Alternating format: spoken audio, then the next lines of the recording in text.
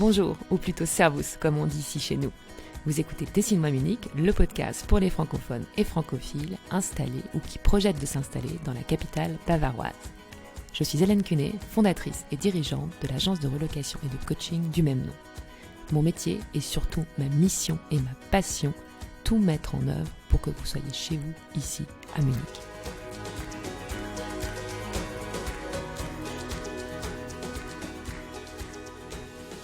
Aujourd'hui, je rencontre Tatiana. Par rapport à la semaine dernière, on change complètement de registre pour parler, entre autres, cinéma et partir au début de notre interview en ex-Tchécoslovaquie au moment de la dictature.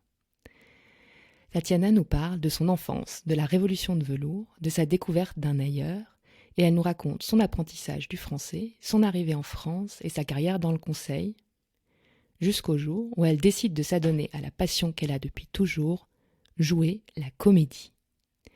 Elle évoque aussi ce qui la révolte et le bouleversement qui a lieu quand on devient maman et beaucoup d'autres choses.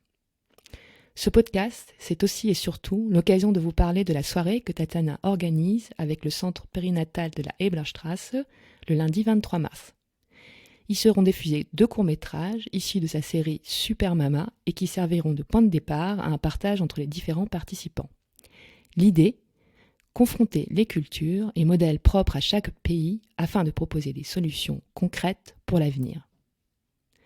Vous allez l'entendre, Tatiana est passionnée et engagée, c'est une véritable boule d'énergie et son parcours est passionnant.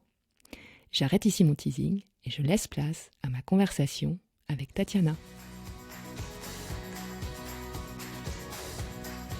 Bonjour Tatiana. Bonjour Hélène. Merci d'être venue jusqu'à moi. Oui, merci pour cette invitation. Ça me fait très plaisir d'être ici aujourd'hui. On a fait connaissance il y a un petit quart d'heure. Voilà. Donc, je vais continuer à faire ta connaissance en même temps que les auditeurs. C'est Marianne, avec qui j'avais fait un épisode de podcast, qui est entre autres ma prof de yoga, qui nous a mis en contact. Et on est là en particulier pour parler d'une série de courts-métrages que tu as fait, d'une soirée qui va avoir lieu en mars. Le 23 mars, tout à fait. Exactement. Mais avant donc, de rentrer dans le détail de cette soirée, du film, parce que ça a un sens quand même particulier pour toi, j'aimerais bien qu'on te présente un petit peu, que tu nous racontes ton parcours. Je commence toujours le podcast par la même question, qui est très large, et tu dis ce que tu peux, c'est d'où viens-tu ? Ah d'accord, donc je pense que oui. Vous vous doutez bien que je ne suis pas née à Paris, en fait, vu mon accent. Donc je suis née il y a quelques années, quelques décennies déjà, en Slovaquie, plus précisément en Tchécoslovaquie à l'époque du communisme, en fait. Voilà, j'ai grandi dans ce pays jusqu'à à peu près 19 ans, que j'ai quitté justement pour la France. Donc j'ai vécu aussi la révolution de velours, j'ai vécu la chute du communisme. Et d'ailleurs, ça m'a beaucoup marqué, en fait, cette époque de mon enfance, parce que je n'étais pas du tout consciente que j'ai grandi dans le communisme, et que j'ai vécu dans une dictature, en fait. Okay.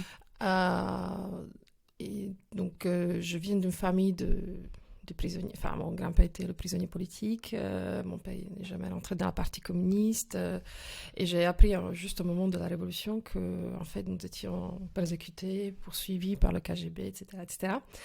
Et donc, d'ailleurs, mon premier court-métrage que j'ai fait, à Berlin d'ailleurs, il était dédié à ce sujet-là.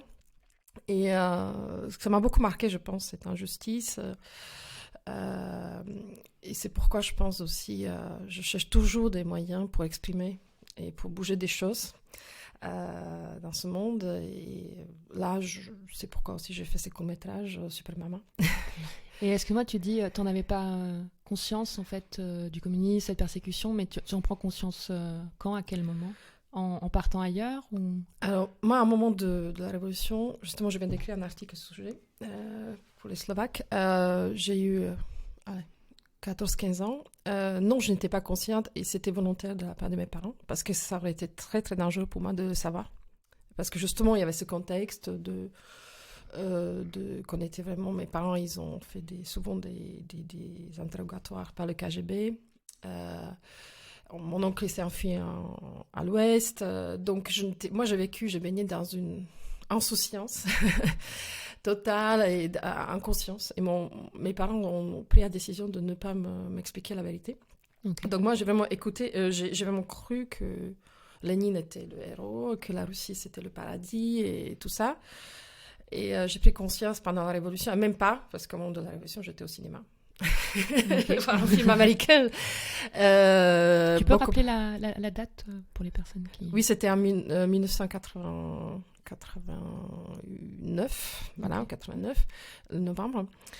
Donc j'étais une ado et j'avais pas du tout, c'était pas du tout mon problème en fait, la révolution, la dictature et tout ça. J'étais déjà dans le système, mais je pense que je ne suis pas sûre que j'aurais pu faire des études supérieures en fait dans ce pays, parce que déjà on était figé par la partie communiste à l'époque.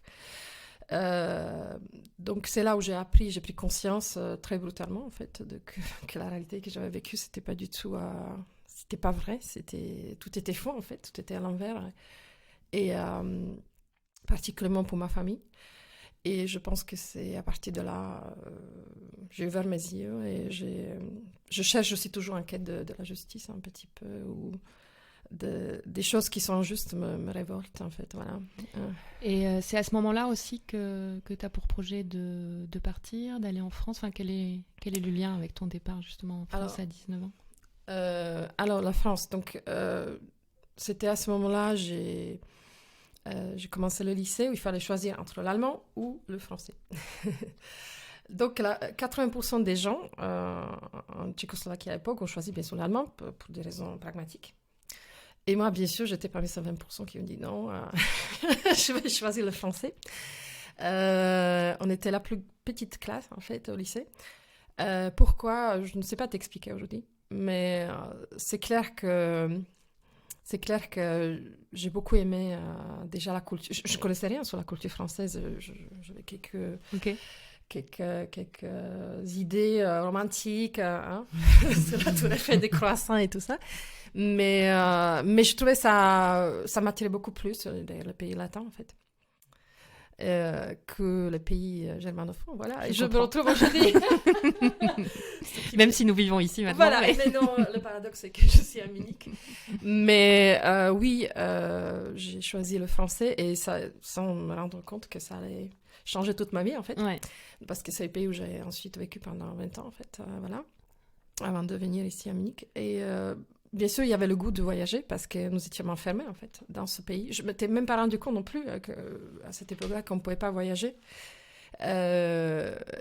D'autant plus que ma famille, on ne pouvait vraiment pas sortir du pays.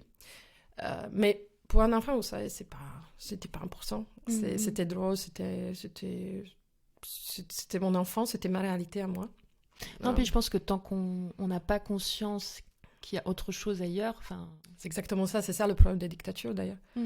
Que les gens ne connaissent pas d'autre chose et que c'est ça la réalité et que comment comparer, comment comprendre. Mais bien sûr, je pense que je n'aurais pas pu peut-être faire l'université en ancienne Tchécoslovaquie et j'aurais été peut-être obligée de m'enfuir.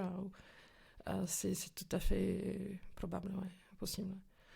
Et donc pourquoi tu pars à Paris et avec quel projet? Alors, au départ, donc moi, je fais des films, mais au départ... Je dis Paris, excuse-moi. Parce que non, je n'étais pas partie. Mais si ça se trouve, c'est pas Paris, quoi. Non, donc en fait, les premières... donc la Tchécoslovaquie, c'est pareil. Donc, nous sommes venus en Slovaquie. Les premières bourses scolaires sont arrivées. On commençait à avoir la possibilité de partir, en fait. Et bien sûr, c'était mon rêve. Dès le premier jour, j'avais cette envie de partir, de découvrir d'autres choses.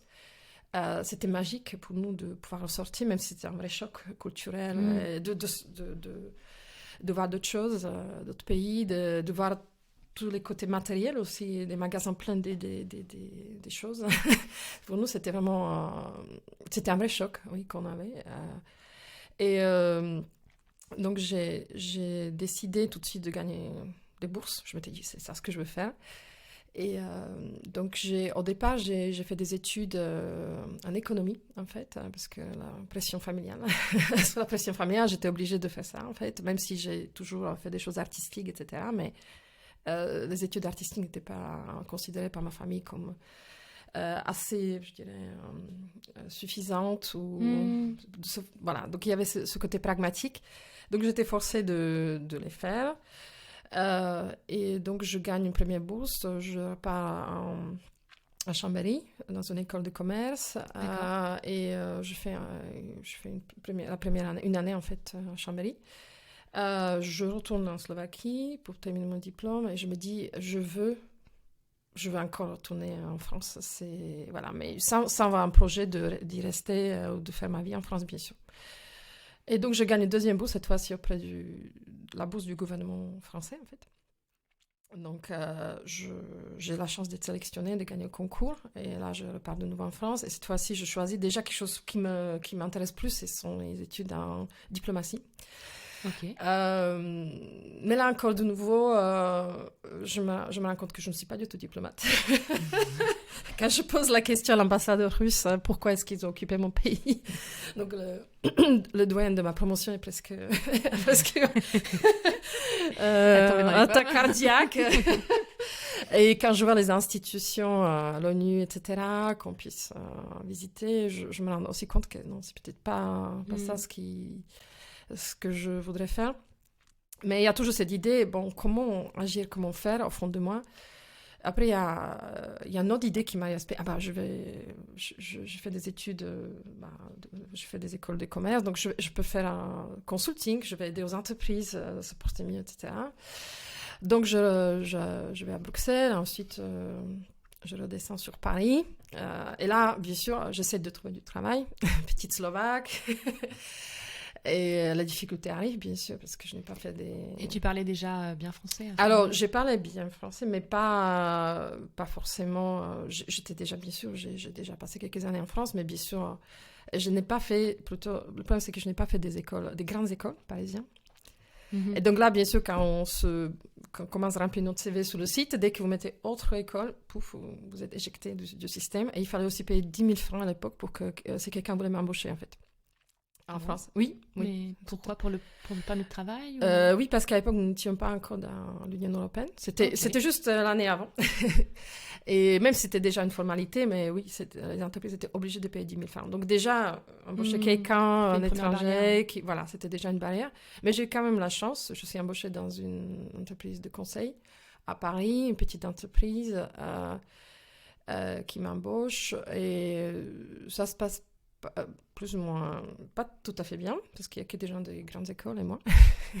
Et tu faisais quoi concrètement? Je fais du conseil dans des entreprises, donc comme des consultants en fait, voilà. C'était une très très bonne école, j'apprends vraiment le métier, mais ça, l'entreprise se retrouve dans des difficultés, et là, qui doit être sorti, c'est Tatiana. Donc je me trouve... Donc, on décide de me licencier, assez brutalement quand même, d'un jour au lendemain, avec un gros dossier, etc., pour justement des incompétences linguistiques. Donc, vous imaginez une gamine qui a son premier job, qui se retrouve un gros dossier avec je ne sais pas combien de pages sur ses incompétences professionnelles. Je suis sous le choc. Je suis incapable de faire des entretiens d'embauche pendant à peu près 1 an, en fait. C'est pendant la grosse crise, d'ailleurs, du consulting, voilà. Coupers, etc. Et quelqu'un me pousse, mon ex-conjoint me dit, écoute, tu vas avoir un avocat pour t'aider. On finit au prud'homme, mais je gagne le procès. Et on se rend compte que j'ai gagné le plus d'argent en fait, de tous les consultants dans l'entreprise, parce que l'avocat a fait statistique. Et on se rend compte que c'est moi qui étais toujours... J'ai signé des contrats, etc. Et que, voilà. Donc, je me suis acheté ma première voiture. Et ça t'a redonné confiance? Oui, absolument. C'est quand j'étais complètement... On m'a complètement abattue, en fait, ouais. Surtout, ils ne se sont pas gênés. Et puis, c'était au niveau de la prime de licenciement. Il ne s'agissait pas des sommes colossales, voilà. Mais c'était vraiment très dur, ouais. C'est très dur. Puis le problème, c'est qu'on ne reconnaissait pas ton travail et qu'apparemment, tu faisais un bon travail. Mais eux, ils ont vu, je pense qu'ils ont construit le dossier justement pour avoir le moins à payer.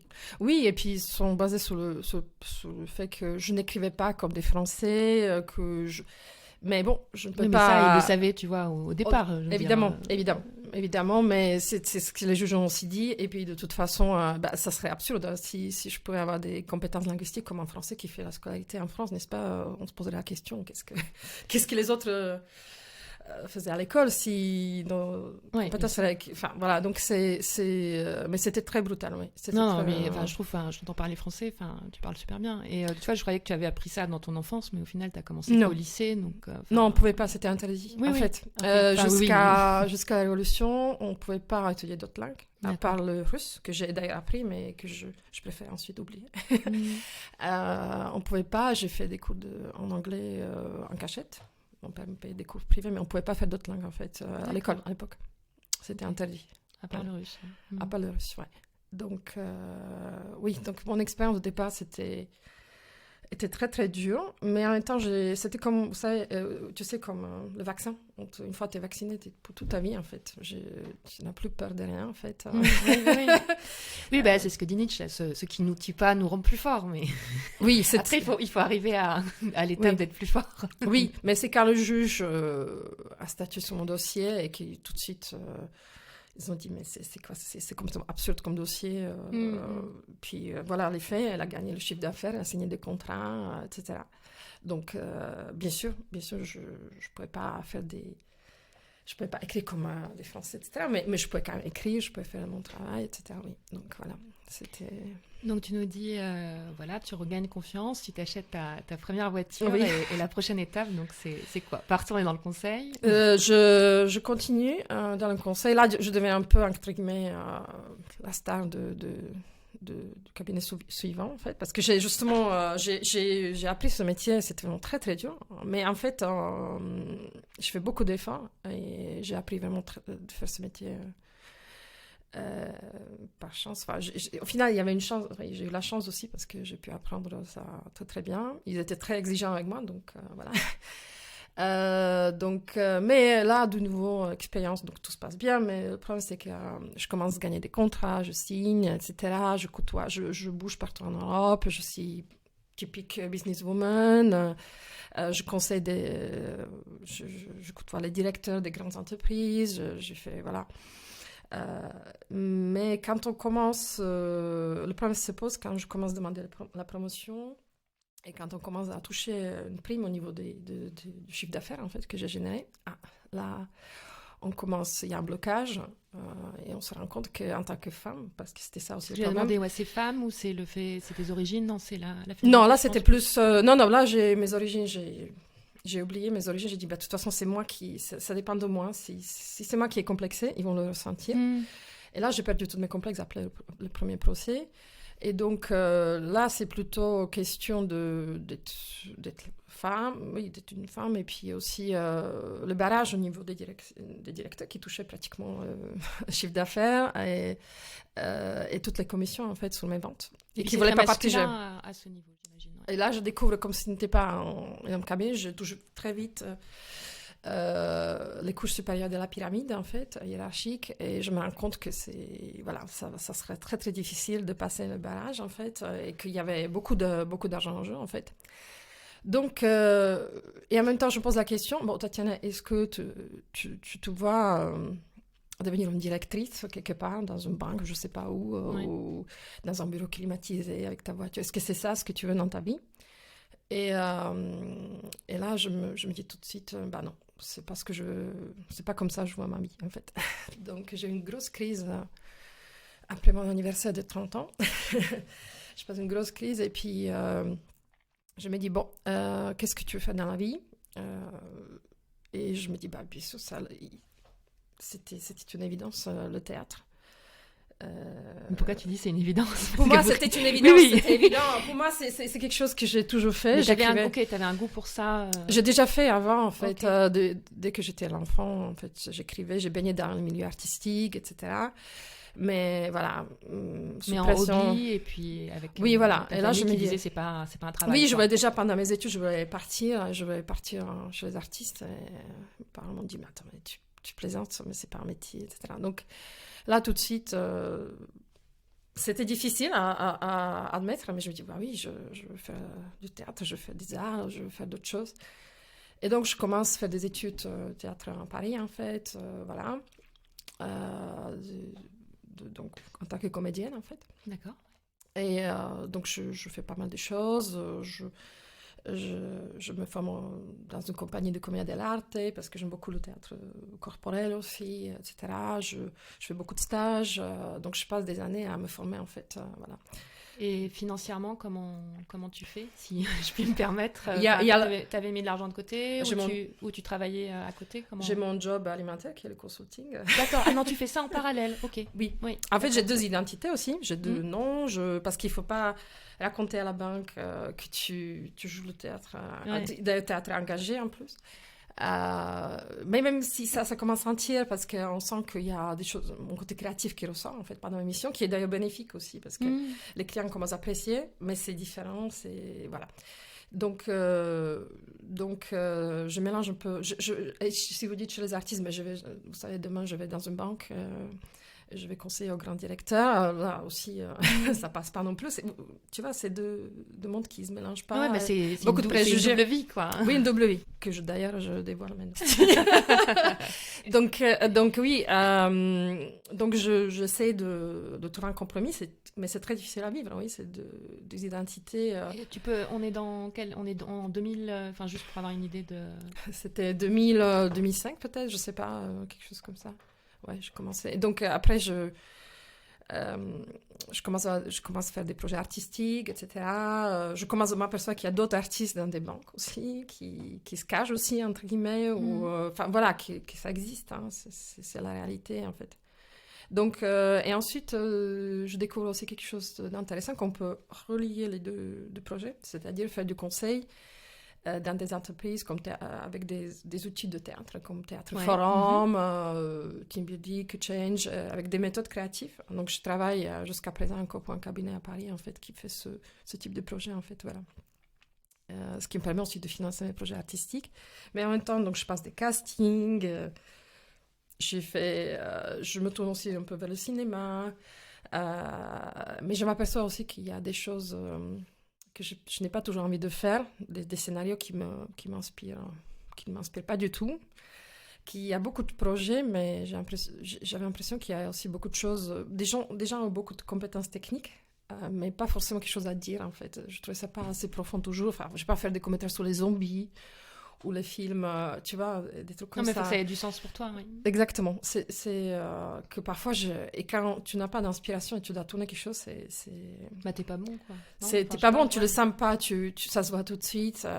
Et là, par hasard, je vais participer à un festival, ça s'appelle Kino, en fait, qui existe partout dans le monde, où c'est des cinéastes ou des amateurs pros qui se rencontrent dans différentes villes. Et je vais à Berlin où tu as un week-end pour tourner un court-métrage que tu présentes. Mais c'est vraiment très rapide. Ok, comme un hackathon, quoi. Tu sais, je sais pas si tu connais, là, en informatique, c'est ce qu'ils font. Enfin, ils s'isolent pendant 2-3 jours, une semaine, et ils codent. Enfin, l'idée, c'est de sortir un truc très, très vite. C'est ça. Mais de faire que ça, de bosser que sur ça pendant un temps limité. Ouais. Donc c'est un peu ça. Donc je choisis Berlin. Je suis déjà d'ailleurs enceinte de mon premier enfant. Au début de ma grossesse, que je cache, bien sûr, parce qu'il ne faut pas... J'ai peur de dévoiler, en fait, ma grossesse. Et ça, que ce soit dans le milieu conseil ou dans le milieu artistique aussi? Oui, bien sûr. Dès que j'ai dit que j'étais enceinte, j'étais presque castée pour un second rôle dans un grand film, en fait, parce que je commence à monter, en fait... au niveau les directeurs de casting commencent à me connaître, voilà, et on me parle d'un costume que je dois préparer pour moi. J'ai dit oui, mais attends, peut-être mes menstruations vont changer parce que je suis enceinte. Elle me dit bah attends, mais quoi, il y a un bébé dedans? Je dis oui.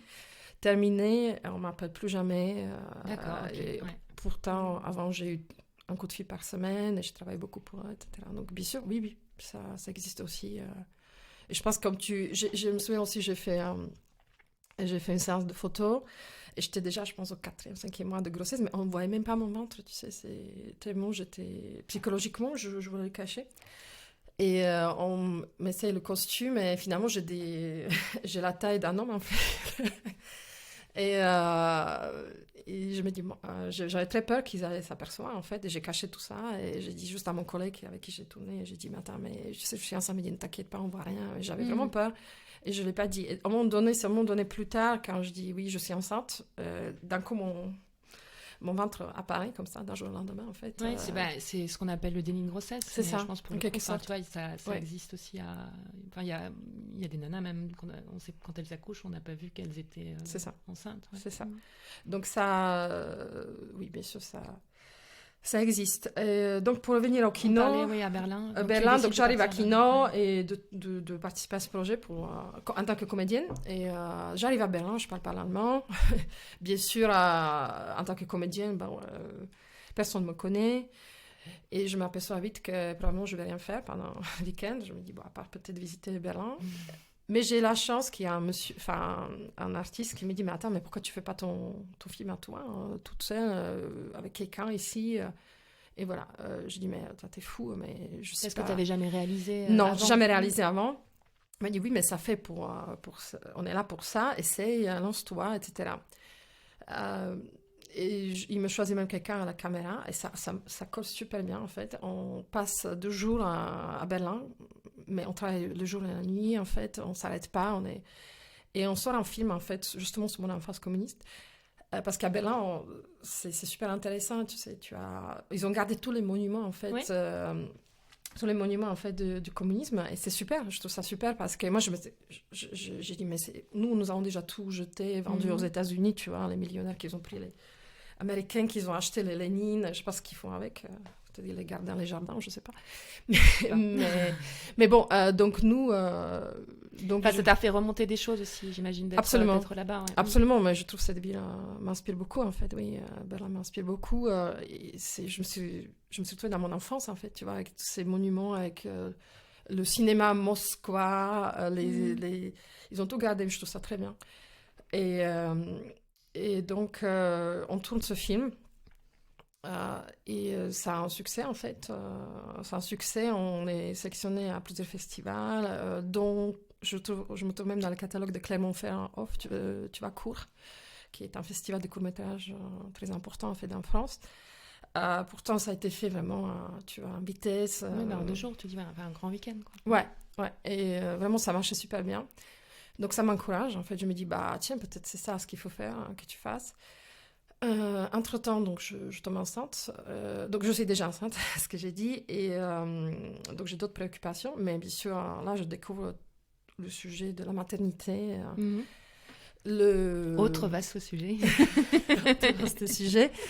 Donc, comme je te l'ai déjà dit avant, pour moi, ce qui est important, c'est de parler de quelque chose qui me touche, qui me bouleverse dans ce que je fais. Si c'est soit dans mes pièces de théâtre ou dans mes films, en fait, si j'ai rien à dire, je préfère de rien faire, en fait. Je fais pas pour montrer mon côté technique, mais tel, enfin. C'est vraiment pour agir, pour ouvrir des discussions. C'est ça ce que je cherche, en fait, voilà. Et je veux pas apporter une vérité absolue, je veux pas donner des leçons de vie à qui que ce soit, mais d'ouvrir quelque chose, de... Susciter le débat. Susciter le débat et peut-être aussi choquer, pourquoi pas. Voilà. Et donc c'est bien sûr le grand bouleversement, la naissance de mon premier enfant, et bien sûr des choses absurdes que je vis au quotidien, en fait. Tu es toujours à Paris, hein, là. Là, je suis à Paris, mon fils est né à Paris. Et là, je découvre aussi des choses absurdes, d'un nouveau monde. C'est le monde que je découvre, oui. Toutes les mamans le savent, tous les parents d'ailleurs le savent. Hein. Il y a la vie avant et après, je pense. Quand on a un enfant, ça change complètement la vie. Et les problèmes que je rencontre, donc je décide aussi, j'écris pendant mon congé, en fait, parental, et j'ai beaucoup de sujets dont je veux parler, bien sûr, qui me bouleversent. Et je décide de tourner ensuite une trilogie. Une trilogie que j'intitule Super Maman. sur justement les problèmes que rencontrent les mamans ou les papas aussi. Donc ça se passe pendant ton congé maternité, tu commences à penser à monter, Oui, bien sûr. à monter ça, et avec des sujets qui te touchent, qui t'interpellent, que tu vois Oui. au quotidien. Oui, en fait, moi dans ma vie, je n'évite pas les situations absurdes parce que c'est toujours ça ce qui m'inspire au final. C'est pas que je ne cherche pas quelque chose pour écrire. Les sujets arrivent tout seuls, mais j'aime bien aussi sentir cette vie, ce qui se passe vraiment. Je veux pas éviter des... Oui, je veux au maximum vivre. C'est-à-dire, tu vois, vivre au maximum des choses dans la vie. De comprendre ce qui se passe, de ressentir par moi-même. Et ça me... C'est pas parce que je cherche, mais je suis comme ça, j'aime bien, oui. J'aime bien. Et ce sont des sujets qui m'inspirent et qui me... à la fin, voilà, ça me donne des matières pour écrire et pour créer des choses, oui. Des films ou des pièces de théâtre, oui. Et là, tu tournes et tu réalises donc les courts-métrages à Paris. Oui. Et ça se passe comment ? Enfin, comment tu montes le projet ? C'est toi qui portes tout toute seule Oui. Oui, c'est complètement autoproduit, en fait. C'est complètement autoproduit, autofinancé. Donc, je fais tout, de casting, écriture, jusqu'à la femme de ménage sur le plateau. Donc, oui, c'est vraiment comme ça. Dans ces 3 courts-métrages, il y a à peu près une vingtaine d'acteurs minimum, en fait, des gens super talentueux qu'on peut voir parfois aussi dans des pièces de théâtre à Paris ou dans le cinéma. Donc, parce que il y a des gens vraiment... il y a un chanteur d'opéra que je casse, tu sais, devant la laverie, dans le 18e. Je passe avec mon fils devant la laverie et il y a un monsieur qui chante l'opéra, tu vois, qui s'est chauffé la voix, en fait. Et là, je dis, tiens... On voit maintenant le lien avec le passage où les personnages, un personnage chante dans le... Oui, voilà, c'est ça. Donc, je l'entends, je dis, écoute, est-ce que tu veux pas... Je fais des courts-métrages, est-ce que tu veux venir chanter dedans ? Enfin, c'est à côté de chez toi et tout ça. Et en général, ça les intéresse aussi parce que c'est des jeux... Enfin, le sujet l'intéressait, il a bien aimé le scénario tout de suite. Et du coup, c'est pour ça des bons artistes aussi. Je pense que si on... Bon, je veux pas me... des artistes, quand ils aiment vraiment, donc ils vont dire oui. Il y a un autre qu'on peut voir à Arta Kartoshri avec Ariane Mouchkine. Enfin, tu vois, il y a des gens qui ont depuis fait... qu'on peut les voir souvent sous des scènes parisiennes. Ouais. Non, mais c'est super pro. J'ai eu la chance d'en voir 2. Ah, merci. Peut-être parle-nous un petit peu. Enfin, donc il y a 3 épisodes, hein, si je dis pas de bêtises. Peut-être expliquer, quels sujets sont abordés et puis ce qui va se passer. Que je dis pas de bêtises. Le 23 mars. Le 23 mars. 2020. Oui, 2020. Nous sommes en 2020. Alors, donc oui, bon, comme je l'ai dit, le sujet de la maternité, des problèmes qu'on rencontre est super vaste. On peut parler de beaucoup de choses et j'ai beaucoup de choses encore dont j'ai écrit. Mais donc j'ai choisi, c'était très difficile pour moi de choisir les 3 sujets dont je voulais parler. Mais donc il y a 3 courts-métrages. Un sur le problème des horaires au travail et de la difficulté que rencontrent les parents à Paris. Je parle de Paris, bien sûr, pour récupérer leurs enfants dans les crèches, voilà, et que c'est super difficile. On nous culpabilise souvent, même si on fait 8 heures du travail, voire plus, même si on est à 7 heures du matin, comme tu l'as déjà dit, et qu'on travaille, on ne fait pas de pause déjeuner, ni rien, ni café, et on fait ce qu'il faut. Mais si on part à 17 heures ou 18 heures... rentrer dans le moule, ouais. Voilà, donc c'est mal perçu. Et que, oui, après, on n'est pas assez sociable parce qu'on ne fait pas le déjeuner, on ne fait pas de café, on ne fait pas ceci. Et que il y a aussi les gens qui n'ont pas des moyens pour s'offrir des nounous, qui peuvent payer des nounous pour récupérer leurs enfants à Paris. Je parle notamment des mamans solo, par exemple, qui peuvent avoir des vrais problèmes, et même des couples normaux, hein. C'est pas non plus donné à tout le monde. Et puis, de temps en temps, aussi, on veut voir nos enfants, bien sûr. Pas travailler, pas juste travailler pour des entreprises et voilà, passer notre vie dans une entreprise, je pense. Donc, tout ça fait que ça m'a aussi bouleversée parce que il y a aussi des horaires. Donc, c'est-à-dire à 18h30, la crèche ferme. Comment je fais, en fait, pour être là avec des transports à Paris, etc. Donc, je comprends pas. Là, déjà, si on commence à faire des calculs, ça marche pas du tout. On peut pas y arriver, en fait, normalement. Donc, on peut pas rester jusqu'à 20 heures au travail. Et puis, d'ailleurs, pourquoi? Enfin, bref. Donc, tout ça, c'est un des courts-métrages, un de mes courts-métrages qui s'intitule Comment récupérer son gosse sans se faire virer par son boss, dont je parle de ce problème. Ensuite, c'est bien sûr le 23 mars, on va projeter un deuxième court-métrage sur sur la problématique comment retrouver le travail après un congé parental. Je ne parle pas de congé de paternité 3 mois, mais de congé parental, en fait. Donc, de nouveau, est-ce que c'est vraiment reconnu ce que font les parents, ou notamment bien sûr les femmes, à la maison? Est-ce que c'est reconnu comme un travail? Parce que les questions qu'on nous pose en disant mais tu t'ennuies pas, qu'est-ce que tu fais avec ton enfant toute la journée? Et que si on présente sur notre CV, en fait, le fait que nous étions en congé parental en France, je me permets de dire, c'est extrêmement mal perçu parce que la standard, c'est 2-3 mois en fait, de congé de maternité, qui est d'ailleurs positif dans le sens où finalement, même si on est enceinte, on peut garder facilement notre poste. Hein, ça, c'est côté positif en France, c'est-à-dire que c'est pas comme peut-être ici, dès qu'on est enceinte, donc on va rester 2-3 ans, ça fait peur aux employeurs. En France, non. C'est-à-dire que tu es enceinte, bon d'accord, tu fais ton congé de 2 mois et puis tu reviens. Donc ça, c'est positif. Mais si finalement on annonce la colonne, non, moi je vais rester plus longtemps, le scandale. Est-ce qu'on peut vraiment le faire, mis à part le côté financier? Et j'ai travaillé aussi, j'ai fait quelques séminaires pour des femmes, un petit peu déjà, quand j'étais encore plus jeune, plus petite, aux femmes,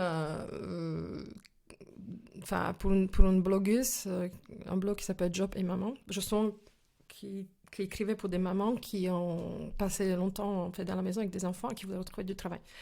Et c'était des femmes qui n'avaient aucune confiance en elles. Et moi, je venais, j'expliquais comment faire un entretien d'embauche. Quand j'étais à mon époque de businesswoman, tu vois, je venais avec ma valisette, je dis, voilà, c'est ça le businesswoman, tu dois avoir confiance. J'expliquais les techniques d'entretien aussi. Et je m'étais aperçue que c'était super difficile. Mais là, je parle des mamans qui restaient plusieurs années à la maison. Donc là aussi, j'ai fait une parallèle. On donne une astuce, entre guillemets, comment trouver ce travail, c'est-à-dire que finalement, je le dis ou pas finalement? Non, il faut venir voir. Venez le 23 mars. En tout cas, moi, je n'y avais pas pensé. Voilà, donc on donne une astuce, voilà, c'est ça, merci.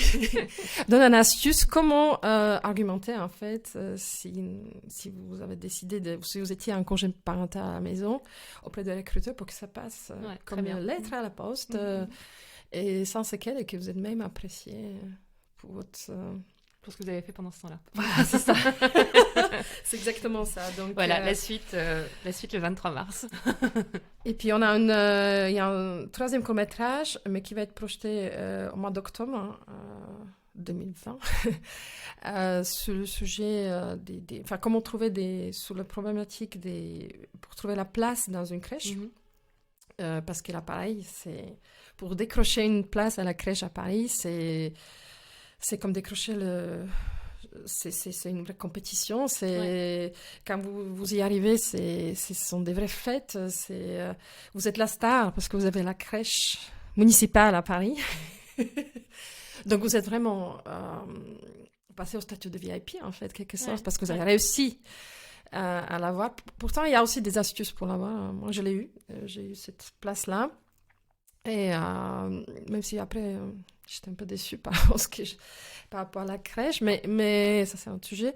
Donc, il y a un troisième court-métrage où on va justement avoir aussi une directrice d'une crèche ici à Munich qui va venir et qui va aussi parler de la situation en Allemagne. Et j'ai oublié de dire que le 23 mars, donc, bien sûr, on ne va pas regarder pendant une heure les deux courts-métrages qui vont durer 10 minutes, mais ces courts-métrages vont permettre d'ouvrir la discussion. Ouais, et puis là, l'idée, donc ça se passe au centre de périnatalité de la Eblerstrasse, pour les gens qui ne connaissent pas. Ce qui est très intéressant, c'est qu'ils ont un programme super vaste et dans plein de langues différentes. Donc pour des gens qui ne parlent pas allemand, c'est top. Et l'idée, si je dis pas de bêtises, c'est aussi justement d'avoir pas que des Françaises, pas que des Allemandes, mais de confronter aussi les regards à ce moment-là sur les deux pays, les deux cultures. Oui, c'est ça. C'est-à-dire que d'avoir un dialogue, en fait, entre justement la vision française d'éducation d'un enfant et l'allemande, qui est peut-être pas tout à fait la même, n'est-ce pas? Mais je ne pense pas qu'il faudrait maintenant chercher la vérité absolue, parce qu'elle n'existe pas. Je pense que moi, pourquoi je fais ce projet aussi, c'est-à-dire que je ne veux pas donner des leçons ou des recettes, comment faire, ou de juger les femmes ou les hommes, en fait, par rapport à la façon d'éduquer les enfants ou organiser leur vie. Par rapport à ça, c'est pas du tout le sujet. C'est que moi, je m'aperçois qu'on a une pression constante qui existe et que nous ne sommes pas libres dans nos choix, que les gouvernements ne donnent pas toujours la possibilité de choisir ce qu'on veut. Parce que je pense qu'il y a toujours une maman à qui 3 mois de congé maternité vont convenir mieux qu'un congé parental de 2 ans, et vice-versa. C'est-à-dire qu'il y a des mamans qui vont se retrouver mieux à la maison. Donc, chacune détient sa vérité, en fait. Et que nous-mêmes, nous femmes, on se met la pression entre nous, je pense. Tu vois, même entre nous, moi, j'ai vécu des discussions parfois vraiment hallucinantes, tu vois, entre mamans business à Paris, qui se vantaient qu'elles étaient le moins possible, qu'elles ont trouvé des moyens pour être le moins possible avec leurs enfants, comme d'autres mamans bio qui, tu vois, qui dormaient avec porte-bébé la nuit. Enfin, tu vois, donc même nous-mêmes, je pense qu'on devrait être ouverte entre les femmes et pas se juger, pas se mettre déjà la pression entre nous, tu vois. Et je pense que c'est ça le sujet. Et puis je pense que là-haut, il faudrait, je parle pas de Dieu, mais je parle du gouvernement. Il faudrait que les choses bougent, qu'on reconnaît que c'est du travail d'éduquer un enfant, qu'on ne soit pas culpabilisé parce qu'on a tout simplement besoin de rentrer chez soi, et pas pour se reposer, mais pour faire le dîner, faire tout ça, s'occuper de nos enfants le soir après le travail, qu'on a encore tout le travail qui nous attend, qui nous donne la possibilité plus de travailler en home office, etc., etc. Donc je pense que et qu'on n'a pas besoin de faire du lobby jusqu'à je sais pas qui pour avoir une place à la crèche. Présence, tu vois, et même à la crèche, qu'on a tout simplement le droit à une crèche parce qu'on veut travailler, et si on travaille, on paie des impôts. Donc, ça contribue aussi à tout le monde, mais c'est absurde aussi qu'on doit se battre, en fait, pour avoir un moyen de garde. Et voilà. Et vice-versa, si quelqu'un... Parce que, tu sais, j'ai une amie à Paris qui a décroché une place à la crèche municipale, mais qui voulait rester à la maison et se cacher. Elle a dit à personne, parce que ça aurait été la honte de dire, mais non, je reste à la maison. Et j'ai eu même une place à la crèche municipale, t'imagines. Donc, il y avait aussi l'autre extrême, en fait. Donc voilà, c'est ça. Non, bah, je trouve que ce qui est super important dans ce que tu dis, c'est ça, c'est d'avoir le choix, en fait, parce qu'il n'y a pas de bonne solution, mais je pense que voilà, il y a des gens qui veulent rester, il y a des gens qui ont besoin de travailler, et puis au final, la bonne solution, c'est celle avec laquelle tu es heureuse. Et puis je pense qu'après, si tu es heureuse, bah, tu pourras faire que du bien à ta famille, aux gens autour de toi, parce que... Mais ouais, c'est le souci. Et comme tu dis, il y a le gouvernement et il y a le regard aussi des gens entre eux, quoi. Parce que je pense qu'on n'est pas tous hyper ouverts ou sympas, et puis chacun voit avec son filtre les choses. Oui, et je pense que le fait de confronter deux regards, c'est-à-dire la culture allemande et française, c'est un super exemple, je pense. Parce qu'on dépasse les frontières et les normes sont complètement différentes, sont très différentes, et qui détiennent la vérité finalement. Mais en même temps, on se rend compte qu'on se met la pression. Oui, en France comme en Allemagne. Je pense qu'il y a des points de recoupement, après c'est de s'inspirer. Et justement, si tu me permets, donc, tu me disais, ça fait 3 ans que tu es à Munich, donc tu as eu ton premier enfant en France, et le second, si je dis pas... À Munich. À Munich. Donc bon, je sais que 3 ans, c'est court, mais... comment ça s'est... comment tu arrives à Munich, peut-être, déjà. Et puis, est-ce que tu as senti une vraie différence entre ces deux périodes, de moments Alors, oui, effectivement, 3 ans, ce n'est pas assez long pour comparer à mes 20 ans en France. C'est ce que... Donc voilà. Bah, je suis arrivée en TGV. Non, je plaisante. Je suis arrivée... Non, mais généralement, on n'arrive jamais par hasard à Munich. Quoi, Non. Ou par goût, juste voilà, non. de la Bavière. Mais... non, je suis... Alors, contrairement à mon expatriation en France, où j'étais enthousiaste, j'avais envie de partir, etc., là, c'était tout contraire. Donc, en fait, mon conjoint, qui est allemand, il a essayé de travailler en France, il a travaillé, et bon, ça, il n'était pas très satisfait des conditions de travail. Et il se fait offrir un poste de rêve ici à Munich.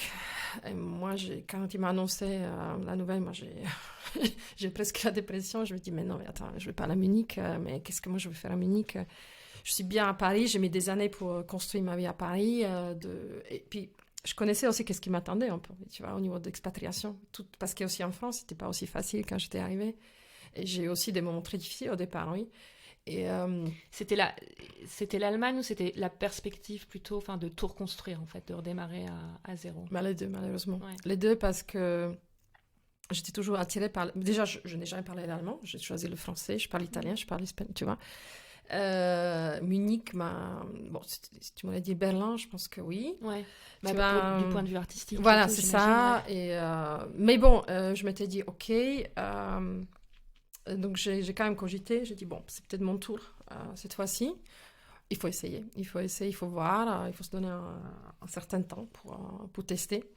Mais c'est vrai que je n'étais pas spécialement inspirée par cette ville, mais on découvre toujours, il y a des choses bien sûr positives même à Munich. Voilà, donc ça fait 3 ans ici. Et au niveau, tu m'as posé la question sur ma grossesse, pour comparer les grossesses en fait, à Paris et en Allemagne, donc oui, bien sûr, c'était différent. Bon, c'est difficile aussi de venir dans un pays tombé enceinte, où tu connais pas la langue, tu n'as pas ton réseau amical, familial, tu vois. Donc, il faut tout reconstruire. C'est super difficile, je pense. Après, en termes d'accouchement, etc., des soins, très bien. La crèche, on a trouvé une crèche franco-allemande, c'était très bien.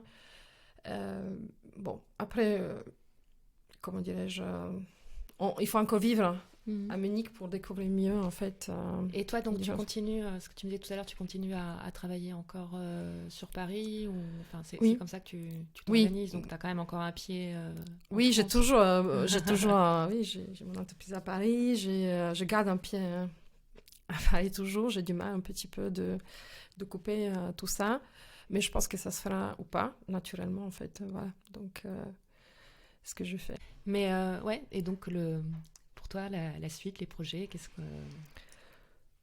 Alors... Si on rêve, bon, comment tu... Si on rêve, ou pas, non, mais c'est pour dire, qu'est-ce qui te ferait plaisir de développer maintenant Alors... je pense que je sens quelque chose d'intéressant ici, c'est-à-dire que effectivement, ce n'est pas, tu vois, je ne ressens pas Munich comme une ville entre guillemets. Il y a des artistes, mais il n'y a pas cet esprit artistique que tu ressens à Berlin, à Paris ou je sais pas, à New York. Mais paradoxalement, je pense qu'il y a peut-être de quoi faire. Justement, je pense que moi, je ressens tout à fait ce que tu dis. J'en vois tous les avantages pour la vie de famille. Tu vois, de ne pas être dans le stress parisien, etc. Mais après, je trouve qu'au niveau culturel, et puis, je sais pas, vie, énergie créatrice, on va dire, un peu, c'est un peu pompeux comme terme. Mais tu me le confirmes, en fait, oui. D'accord. Je sens. Mais de l'autre côté, je me dis, ouais, mais justement, c'est peut-être là où il y a quelque chose à faire, parce que justement, il y a une vraie demande, et c'est peut-être plus facile aussi de toucher peut-être plus de gens, d'être visible, parce que t'es pas en concurrence avec 10 milliards de choses. Et je pense que les gens en ont besoin aussi. Ah, c'est bien que tu me le confirmes, parce que je l'ai ressenti, mais je m'étais dit, bon, est-ce que c'est juste quelque chose... à quoi je vais croire, tu vois, ou est-ce que mais c'est vrai, dès que tu parles d'un projet, les gens sont tout de suite motivés. Si tu veux une salle, par exemple, c'est génial, par exemple, avoir une salle de répétition où je donne des cours de théâtre maintenant à l'école européenne, tu vois. C'est très facile. D'un jour au lendemain, tu montes un atelier, on te donne des salles gratuites, mais à Paris, c'est envisageable, c'est pas possible, tu vois. Normalement, je finis toujours par des petites questions rapides. Tu me diras sur ça tu veux répondre ou pas. Mais avant, est-ce que tu voulais dire encore autre chose sur les courts-métrages, Alors, excuse-moi, de toute façon, je fais toujours un article où je reprends les grandes lignes de tout ce qu'on s'est dit, avec toutes les informations. Donc là, je mettrai le lien pour la soirée rencontre. Dès qu'il y a des infos, je relayerai aussi sur les réseaux. Alors, venez le 23 mars à 18h à Funkit, en fait, c'est à côté de Goetheplatz. Je pense que ça va être une soirée très sympathique. Je pense que plus on est nombreuses, mieux ça sera. On peut confronter nos opinions, mais pas opinions, je dirais, nos vécus, en fait. Oui. Et puis, pourquoi pas, s'il y a des sujets qui arrivent, moi je suis ouverte, on peut toujours tourner d'autres... cette série n'est pas fermée, au contraire, ce sont des courts-métrages pilotes. Et donc, l'idée, c'est justement de continuer ce projet avec d'autres sujets. Et pourquoi pas aussi, pas comparer, mais regarder qu'est-ce qui se passe en France et qu'est-ce que c'est une maman française en Allemagne, etc. Ailleurs, voilà. Et voilà, de continuer en fait ce projet-là, si bien sûr les gens sont intéressés, parce que sinon moi ça m'intéresse pas de le faire pour moi-même. Si le sujet touche les gens et si les gens sont intéressés, bien sûr j'aimais bien continuer ce projet-là. Oui, non, parce que pour le coup, là, tu as une infinité de sujets qui pourraient être traités sur ce format-là. Mais si, vraiment. Je sais. Faire une liste. Voilà, moi, je vois bien, tu vois, une top liste. On peut voter qui veut quoi pour tourner. Aussi, des témoignages. Pourquoi pas aussi des gens qui veulent jouer dedans. Ça peut être...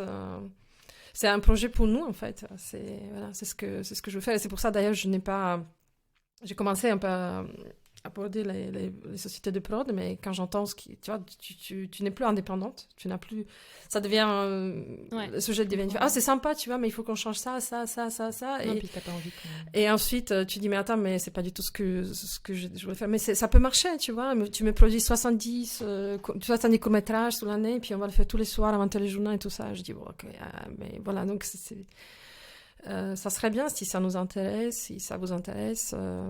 Venez voir déjà, et puis de continuer ce projet-là, oui, ça serait bien. Super. Voilà. Alors, tu sais, ça, c'est très important, la gastronomie pour les Français. Pour moi aussi. Alors, je sais que la question est souvent difficile, mais est-ce que tu as une adresse à Munich où tu aimes bien aller pour manger ou boire un café? Oui. Ou alors, ne m'en parle pas. J'ai fait vraiment un deuil de la gastronomie française. C'est quelque chose, j'adore. Parce que moi, j'aime bien faire, tu vois, créer en fait de ma vie et de prendre de chaque pays quelque chose qui m'intéresse. Ouais. Côté positif, m'enrichir, comme, tu vois, la musique espagnole, la légèreté de vivre italien, la gastronomie française, tu vois. Et ça, j'adore. Autant, quand j'étais arrivée en France, je ne comprenais pas du tout pourquoi les Français étaient 1 heure à table, 2 heures. Qu'est-ce qu'ils faisaient? Je critiquais ça.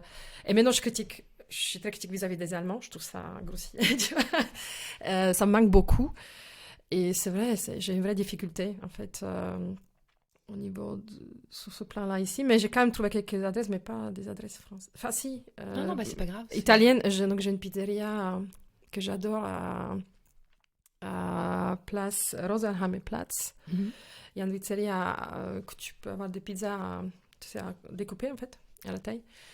À Taglio, pizza Taglio, et comment ça s'appelle, je sais pas. Et je mettrai le lien sur voilà, et tu peux acheter une super pizza à 2-3 euros. Voilà. Ou aussi un restaurant sicilien que j'ai découvert. Pareil à côté de Rosenheimerplatz où tu manges vraiment comme en Sicile, c'est super, avec 2-3 plats frais, tu vas pas un truc voilà. Tu te rappelles du nom ou tu me je vais te le dire, ouais. Et ensuite qu'est-ce que j'ai d'autre? C'est vrai, je cherche aussi moi-même des bons adresses pour manger. Et j'ai un blog, tu vois, je me suis mis à cuisiner, moi, que j'ai jamais cuisiné de ma vie. Okay. Un blog français que j'adore. que j'adore, où il y a des super recettes, très simples, justement, c'est fait pour les mamans qui sont un peu, ou des gens qui veulent pas passer des heures dans la cuisine et qui m'aident beaucoup à survivre ici. Voilà, donc je sais pas si... Ouais, vas-y, Didi. Ouais, Ah oui, ça s'appelle Papy et Poupy. Ah oui, non, mais Tu ça me dit, ouais, ça me dit quelque chose. Ah voilà, J'ai donc passé. moi, ça me sauve la vie, vraiment. Et donc, bon, on est à Munich, mais on peut aller à Paris. Et un ou deux restos à Paris, si on va en week-end, les endroits où tu aimes bien aller. Oh, on m'en parle pas. Des restos à Paris. Mais par quoi commencer, en fait? J'adore, dans le 18e, une crêperie. Okay. Je vais te donner aussi le nom après. Ah, c'est bien, tu vois, c'était la Chandeleur il n'y a pas longtemps. Donc... oui, j'adore une crêperie où tu peux avec des enfants aussi, dans le 18e. On s'approche de la fin du podcast, donc tu sais, ça s'appelle Dessine-moi Munich. Et j'aime bien poser cette question-là en disant, je sais pas, si tu avais une couleur, ou un ou deux adjectifs, ou quelque chose assez visuel pour résumer ton Munich à toi, ce serait quoi?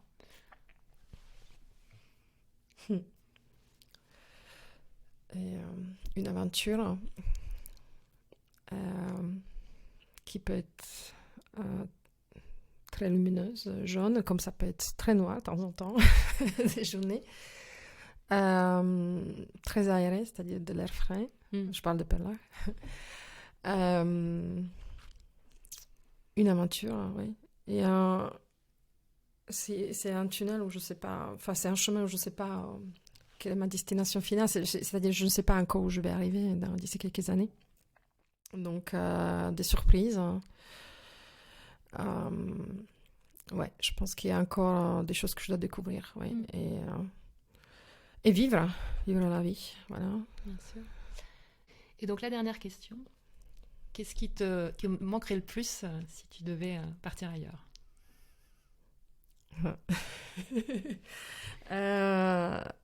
Les pistes cyclables. J'adore. J'ai